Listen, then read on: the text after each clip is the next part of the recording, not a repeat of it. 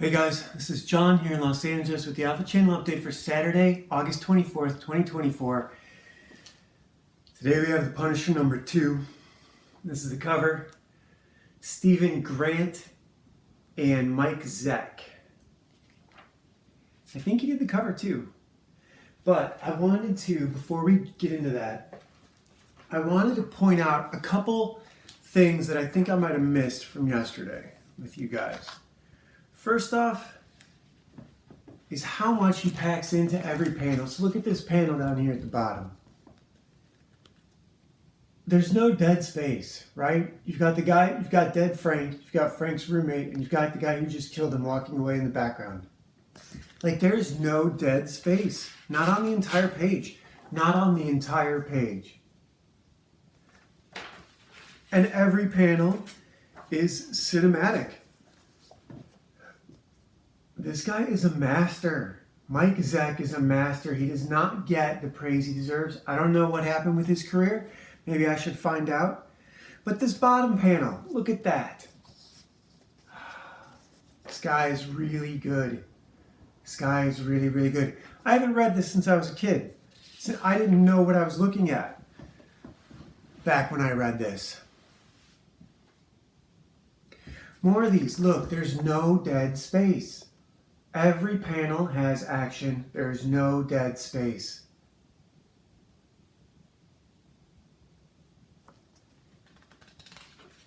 Even the surveillance screens. Like, that was another thing I really noticed about this issue. The surveillance screens. You could see stuff on them. This is just really well done. So that's the first one. Now that was a double size. This is number 2. The Punisher is now out of prison, and he is running amok in New York City. He is scaling the Kingpin's building because 1, it's cinematic, 2, it's badass, and 3, it looks really good in a comic book, which those are all really the same way of saying the same thing. And the Punisher knows that the glass is going to be bulletproof, but he guesstimates it's not grenade proof. That's a grenade launcher. I didn't realize what it was at first. I thought it was just an elaborately drawn gun. But no, that's a grenade launcher. And he blows open the bulletproof glass. And then he gets inside and realizes nobody's there. It looks like nobody's been there in quite a while. What is going on? This smells like a setup. And sure enough, there is a dead man there, but it's not Wilson Fisk. He's the wrong ethnicity. He's an Asian dead man. Oh no, there's a bomb triggered by the guy's weight. And Frank realizes he only has a few seconds to get out before we get a great splash page. See, Frank Castle put his life on the line for you and me, so we can enjoy all this without having to do it ourselves. Because believe me, if I get a bunch of money off of crypto, I am not going to become the Punisher and start murdering New York mafioso. Maybe Milwaukee mafioso, but that's only a big maybe. So let me hold this up for a second longer. The Punisher swings, hits a wall, falls, hits some garbage. He's hurt bad. This is where it becomes comic book. Right? Oh, here's where he swings, hits wall, falls in some garbage, right? Sorry, I guess I got a little bit ahead of myself. And look at the cover again. I'm getting to stare at the cover. You guys are missing out. See this guy sneaking up on him? But the Punisher's got to drop on him. And it's not just one guy. I think there's a whole bunch of them, right? There's a whole gang of dudes coming. And so the last thing the Punisher sees before he passes out is a pair of pretty legs. Ooh la la. Frank Castle's getting lucky. He wakes up in some beautiful girl's apartment. See, you know, they had a thing in Ireland about everyone keeps their doors unlocked in case the IRA needs a place to hide. That's what Frank Castle's like. He's like Robin Hood for New York City. Isn't that cool? So this girl's like, yeah, I rescued you, nursed you back to health. Yeah, go Frank Castle. I'm pretty sure he meets Elektra. We know Daredevil meets Elektra. I do not think Elektra is going to be. I have not seen Deadpool versus Wolverine, but I don't know if Elektra is going to be in the new season of Daredevil. I hope so. The Hand put her in that chrysalis to make her immortal. We all know Elektra comes back from the dead. It wasn't Bullseye that killed her in that one, though. And if they have Bullseye now, maybe she'll get killed again. Or maybe it was Bullseye. I don't remember. I know he was in it for a minute. So yeah, I haven't been telling you what's going on with Frank. Frank is now letting people know that he killed the Kingpin and that the Kingpin's dead because everything had been going on and no one had known, no one had realized that it was legit. So he's calling mob bosses and telling them the Kingpin's dead so that they will start a mob war with each other, and it works. They start killing each other. So Frank has told everyone that the Kingpin is dead, and the power vacuum that ensues starts a mob war, which I have in my book. Ashley Fox kills one of the gang boss, kills the head boss in an orphanage, and he is really sort of the linchpin that tied together a bunch of truces. And once he's not there to back up those truces, those guys are going to fight and see who's better. Because they all knew Big Mo was tougher than they were. And if they were, basically disrupting the power structure, they'd have to answer to him. I like this panel down here. The Punisher is being hunted by this kid who's like a young Michael Corleone after, he's looking to avenge his father who's been murdered. And here we have the Punisher has eavesdropped on their conversations, and the mob bosses are getting together. They're going to have a face-to-face, a sit-down. They're going to air their grievances and stop their gang war. And the Punisher is there to shoot them up and to, murder them, essentially. But someone else does it before he can do it. So that's not him shooting all of them. We're up here where it looks like rain. That's not him doing it. That's another assassin who has been hired by... Oops, sorry, I'm covering the badass Punisher running picture with my finger. But some other assassin, this is him running down the stairs. What a great shot. Look at what I was talking about. No wasted dead space. Look at him in the foreground, the Punisher in the background. This is a great, great comic book. This is Frank Miller level good.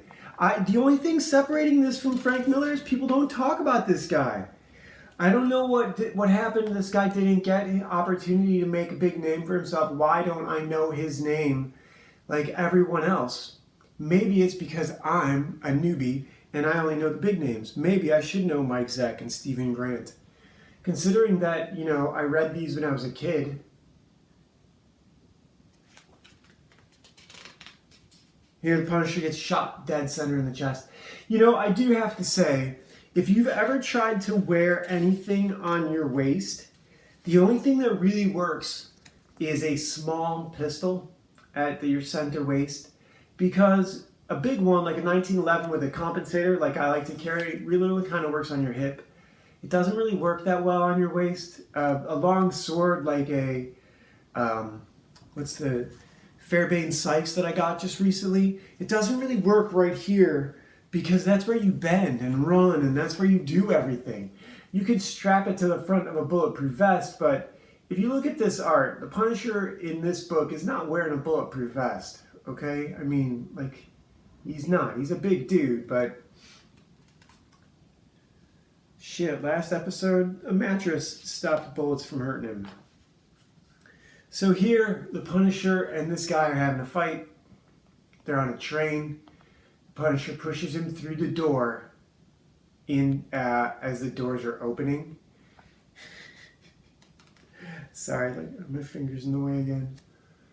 And apparently the train doors are strong enough. So the glass broke like candy glass in the movies.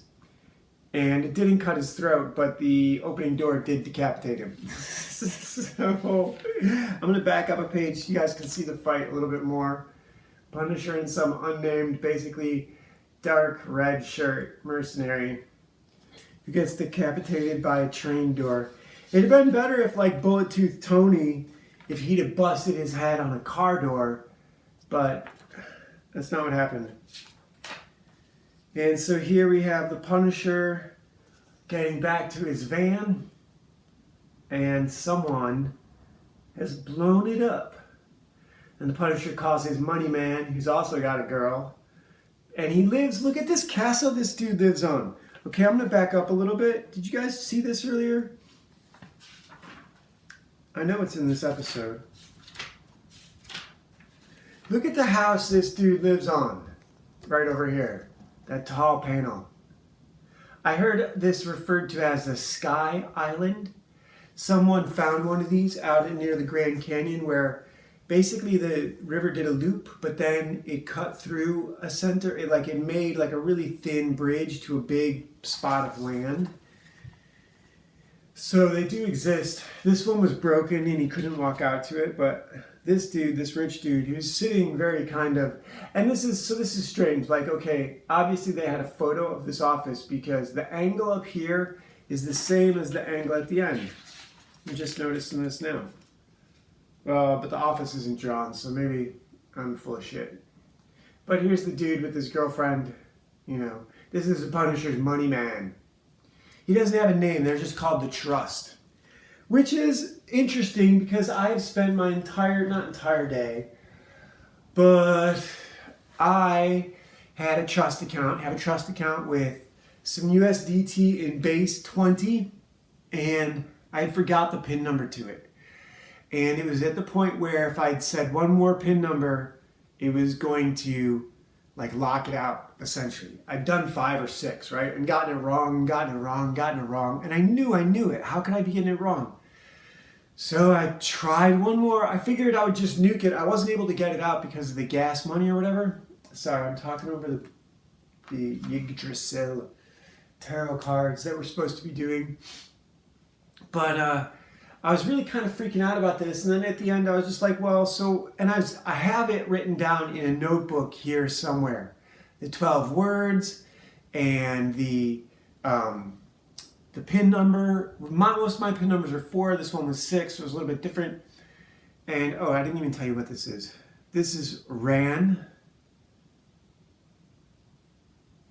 and it said currents again, so I think she must be a water thing. Give me 1 second. It's really small. Put my glasses on. So this is Ran, and she's a goddess of intuition, the subconscious, and currents again. So she's a, female Luna goddess, member of the tarot hierarchy of the Yggdrasil. I don't know if you can make out what's going on in that card. It's not so easy when I don't have my glasses on, but this is today's card. And I was talking about trust accounts, and so my trust account, I didn't know the PIN number for it, and I was kind of freaking out, kind of just resigned to losing the money in there. It's only $100, but it's $100, right? Nobody throws that away, especially these days. So I did the one more, and I got it wrong, and I wrote it down, and then it said try again in a minute. So I wrote down all the possibles that it could be, and inside of 4 or 5 tries, I found the right one. So that was fucking stoked about that. And but now I have 2 new problems. One, I used to have a Binance account under an old address that they deleted, and it won't let me sign into a new one because it won't let me verify a new account with my phone number and social security number. So I have to get a hold of them when they come back for customer service. And also MoonPay has my phone number under a different account, and I don't know which email address it is, and I don't recognize the email address that they sent me. It might be a previous phone number holder, so I had to send them a PDF of my phone bill, and I'm waiting for them to get back to me in chat. And these are all obstacles that, I have to knock out. This is a game. I'm leveling up. Each of these that gets knocked out gets me one closer to buying this smart coin. And now I'm in a second group that wants to get 20x in a week. So if I was doing 2 of these, 20x a week. I mean, 10x a week's a lot, but more than that.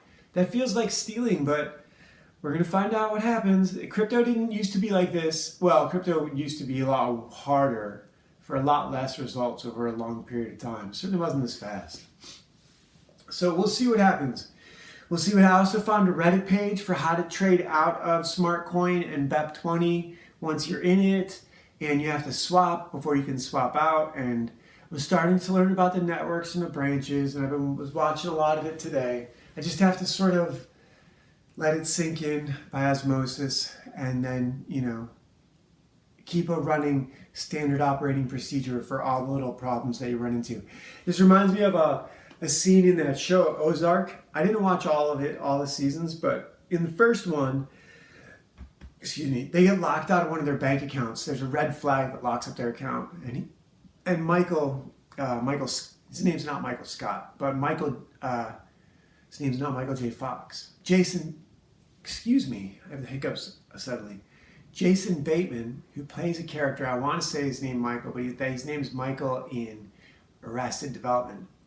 And anyhow, he has a scene where with like a cartel lord, when they've got him kidnapped in Mexico, this would have been like probably the second or third season, and they've set off a red flag and one of the accounts are locked, and he goes, oh, you just have to log in, reset the password, and do like XYZ 3 number of times, and do it in this order or you'll make it worse. And like he knew all the little tricks, and that's what, that's working in Unreal, working in Unity, working in Dreamweaver. When I first started out of animation school, there's lots of bugs. There are lots of bugs.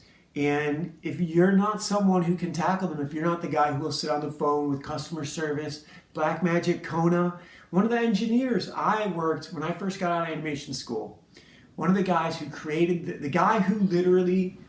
one of the engineers who created the Red camera is the guy who interviewed me and hired me after I graduated animation school.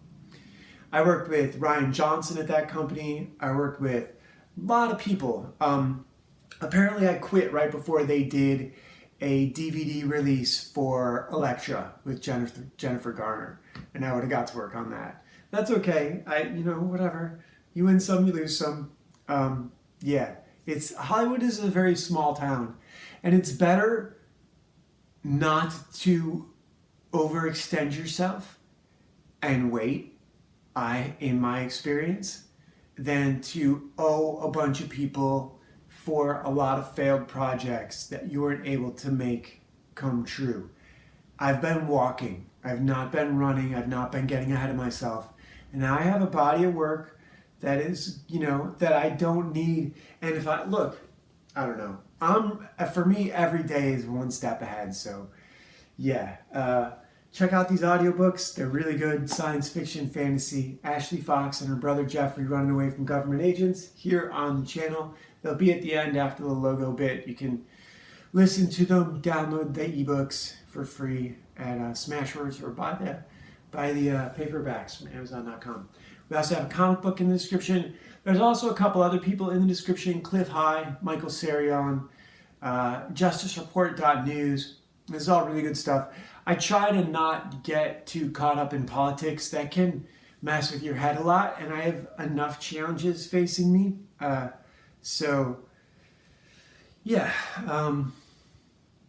did 2 awesome. I had a rewrite chapter and a new chapter last night, so that was really good. I don't know if I'll get a new one done tonight or not. Hopefully I will. I gotta see if the tech support for MoonPay has gotten back to me yet or not. So anyhow, I hope you guys are having an awesome summer, and all right, talk to you soon. Bye.